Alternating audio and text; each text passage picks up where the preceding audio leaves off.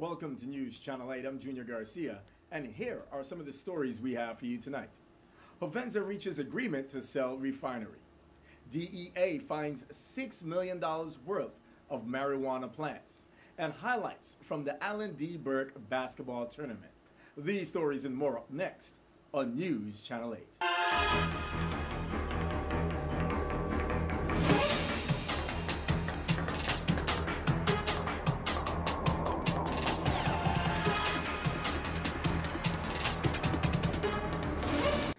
News Channel 8 is brought to you by Omega XL.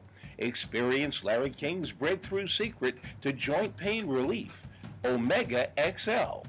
To order or find out more information, call 1-800-298-1647 or check us out at asseenonchanel8.com. In tonight's top story, Governor John D. Young met Sunday with 11 members of the 30th Legislature to provide an update on the Hovenza sales process. The last time I had updated the senators was in April of this year, when I had just been updated myself on the sales process by Hovenza and their investment banker, Lazard. And with the Fourth Amendment having expired at the middle of the month, and then my brief extension, and also just because I'm quite aware the senators must be getting questions throughout the community, as everyone in the community is concerned about what's happening. I reached out to Senator Sanis and asked him if he would put together a meeting so I could at least brief the senators on what has taken place. So today I met, 9 of them actually participated in the discussion where I gave them an overview of what's taking place. And I must tell you, with that many of them around the table and on the phone, to hear what's going on was pleasing, because it gives them an idea of what's taking place. I updated them that from the January 17th, when the process started with Lazard and Hovenza, what has taken place. And, they reached out to over 142 firms and companies ranging from U.S. refiners, international refiners, national oil companies, private equity firms, global trading companies, and ultimately they came down with a firm that they presented to me around the end of August. Now what I was able to do is I met with this firm and their full amount of their principals on July 7th. And so a week later, I wanted to be able to make sure that I outlined to the senators where exactly we are and let them know that I had met with a company and had been presented. I wasn't in a position yet to identify the principals or the name of the company, but that there is a company that is interested in purchasing the refinery, very much interested in purchasing the refinery. It's a process now that we will have to go through. They have an agreement in principle with Hovenza, and now it's up to us to negotiate an operating agreement with them, an operating agreement that will outline exactly the payments, the conditions, and the areas that the government would like to have in an agreement. And that agreement would be subject, of course, to legislative authorization. In other news, on Friday, we brought to you the news that Senator Alicia Chucky Hansen is back on the ballot. Well, over the weekend, there was a rumor spreading online that she was taken off the ballot again. Here is Senator Hansen as she clears the air on these rumors. I was not surprised of the decision based on the facts of the case. And although it's temporary, both sides agree, because the supervisor of election always maintained to the very end that Alicia Chucky Hansen's name, number 10, should actually be on the ballot. So there was no dispute in court. She just wanted a court to indicate to her that she should place it on the ballot. And therefore, the procedure is, as my understanding, based on counsel's explanation, that you have a certain amount of days, the court, to submit briefings if there's any argument against the decision of the temporary restraining order. Both sides submit their briefings and indicated that they are in agreement, and therefore now they will await for the permanent order. For some reason, some blog went out there and tried to put out a rumor yesterday that she has changed her position I think that our people need to have more respect for our court and not try to make a puppy show out of the system. Regardless of what decisions any court makes, you can't, you have to respect the main fact that it's a court of laws, and hopefully, the right thing and the right order prevails. Meanwhile, Governor D. Young was notified that the territory would receive nearly $3 million in federal grant assistance for specific capital improvement projects to hospitals and clinics, schools, and other government facilities. The notification was made by Interior Assistant Secretary for Insular Areas, Esther Kiaina. Moving along, after receiving a report of a possible body floating in the water near Sega Haven Marina in St. Thomas, authorities on Friday afternoon retrieved the body of a man who police said lived on a boat in the area. Police on St. Thomas are investigating a drowning death that was discovered on September 12th and reported to police at about 3 p.m. the same day. The male victim was found floating in the Saga Haven Marina and has not been officially identified by police. The body was found by a concerned citizen who was scuba diving in the area. The citizen said he called 911 and officers arrived and retrieved the body. There were no visible signs of injury to the body, officers said, and the body was removed from the scene by medical staff. Police said they will not release the name of the victim until there is an official identification. The VIPD is working with the Department of Planning and Natural Resources on the identification and to locate or identify next of kin. The body has been turned over to the medical examiner for an autopsy. Stay tuned. We have more news right after this break. This is News Channel 8.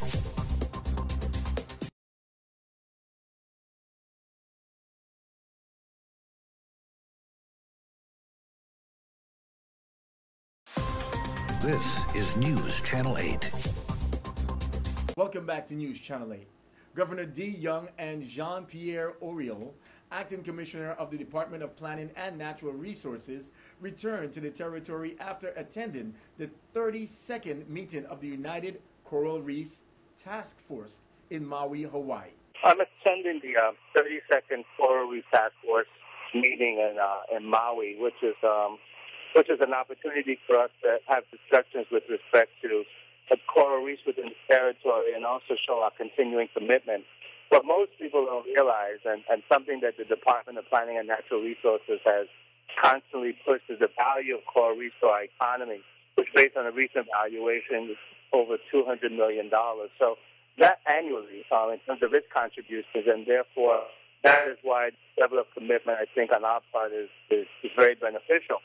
Last year, we had the opportunity to host such a meeting in St. Croix of the task force, which was well represented. And at that time, we had, Governor Calvo of Guam, Governor Eos of PNMI, and also Lieutenant Governor Lamanu of American Samoa. And their level of participation, directed by Lieutenant Governor, was also at this particular conference, which also matches, quite frankly, the attention St. Croix has been getting in the Virgin Islands with a recent delegation that came to the National Park Service that looked from the Coral Triangle in the southeast. So clearly the importance of the coral reefs magnified within the Virgin Islands. And the most recent decision that was made by NOAA at the end of August that resulted in 20 species being identified as threatened and 5 of them located within the U.S. Caribbean is also another reason they're giving the impact going forward. So the ability to have a discussion with Elaine Sobek of NOAA, with the Acting Commissioner Oriol, something we wanted to take the opportunity to have. So in terms of determining what are the next steps and what are the time frames so that we're not impacted in looking at the responsible development that we want to do, either with respect to resorts or the dredging that's taking place within our harbors. But that, in a general sense, is why we're participating in what's considered a very important endeavor for the Virgin Islands altogether. From the theme of this conference, it was also focused on some of the community partnerships here in Maui. West Maui is the priority area for the state of Hawaii with NOAA's Coral Reef Conservation Program and the task force.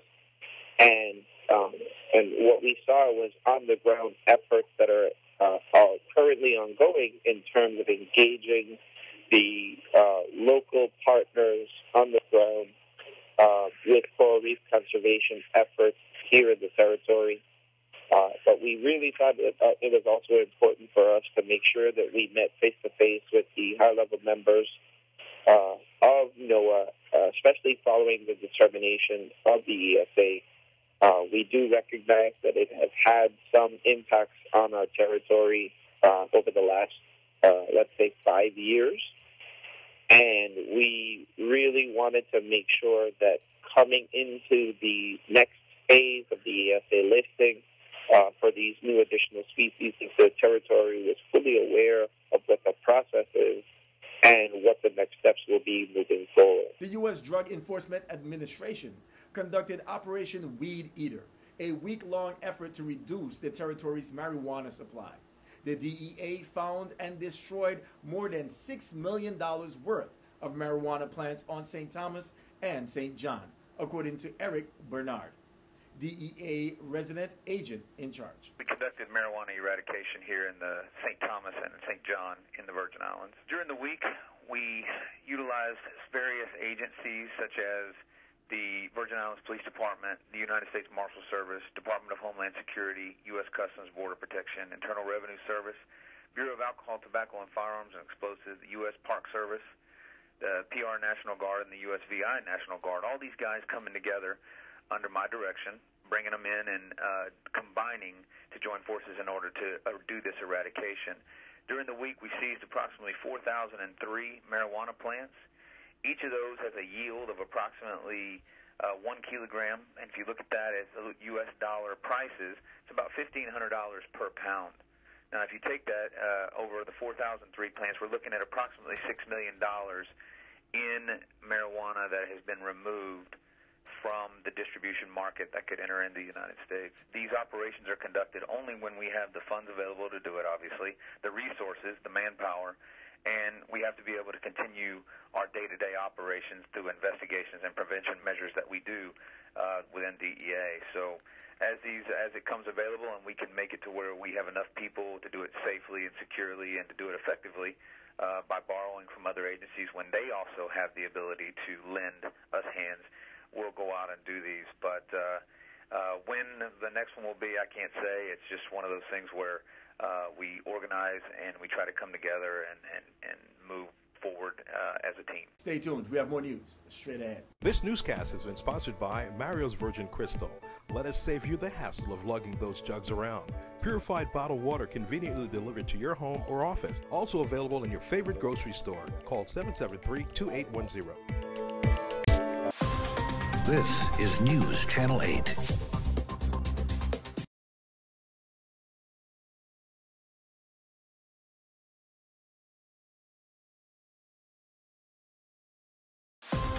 This is News Channel 8. And finally tonight, the L&D Burke wrapped up their tournament last night. Here is Stephen Koo Francis with your Sports 411 update. Thanks a lot, Junior. Last night, the L&D Burke wrapped up their basketball tournament. Tonight, we bring to you the 13 to 15 division championship as we had last year champs Soldiers taking on Puerto Rico. Well, the game got off to a slow start, kind of like a Mayweather fight, not much action. Yes, I said it. Ooh. Well, Earl Baker Jr., he got his team on the board with this 3-ball side pocket. That's good. Puerto Rico answered in the closing minutes of the quad with a 3-ball of their own, mucho caliente, as the game was tied at 7 after the first quarter. In the second quarter, Soldiers started to dominate the paint. Jordan with the rebound and putting the Soldiers up by 4 points. At the half, the Soldiers led 13-9. In the second half, Soldiers picked up the tempo and started to get out in the open court. The big guy with the putback. Puerto Rico struggled from the field in the second half. Shot, no good. Gate bus and soldiers are running. Baker with the finger roll. As Soldiers led 29-17 after 3 quarters of play. In the fourth quarter, they put the game out of reach as they ran Puerto Rico right out of the building as they went on to win the championship 44-35. After the game, I caught up with head coach Earl Baker.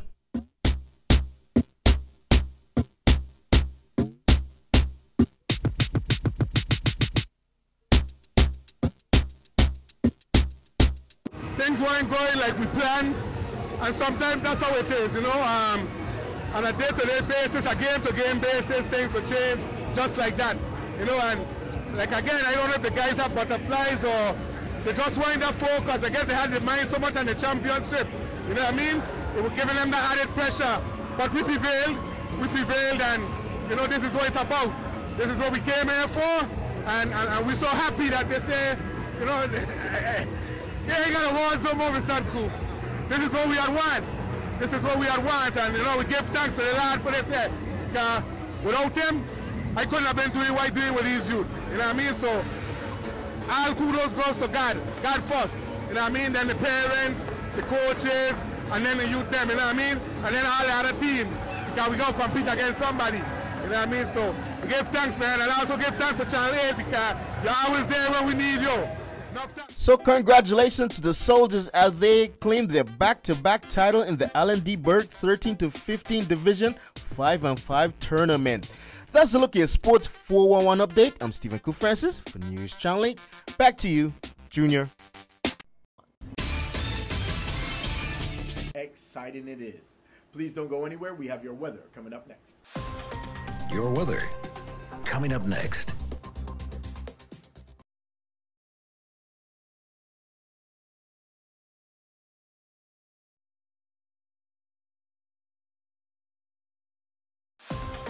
Your weather. And here's a look at your local weather. Tonight, scattered showers and thunderstorms before 8 p.m., then isolated showers. Partly cloudy with a low around 82. East wind 15 to 18 miles per hour. Chance of precipitation is 30%. New rainfall amounts of less than 1/10 of an inch, except higher amounts possible in thunderstorms. Tuesday, isolated showers. Mostly sunny with a high near 84. East-southeast wind 10 to 13 miles per hour. Chance of precipitation is 20%. Tuesday night, isolated showers. Partly cloudy with a low around 82. East wind 13 to 15 miles per hour. Chance of precipitation is 10%. Wednesday, isolated showers. Sunny with a high near 84. East wind around 14 miles per hour. Chance of precipitation is 10%. And on Wednesday night, isolated showers. Partly cloudy with a low around 82. East wind around 16 miles per hour. Chance of precipitation is 20%.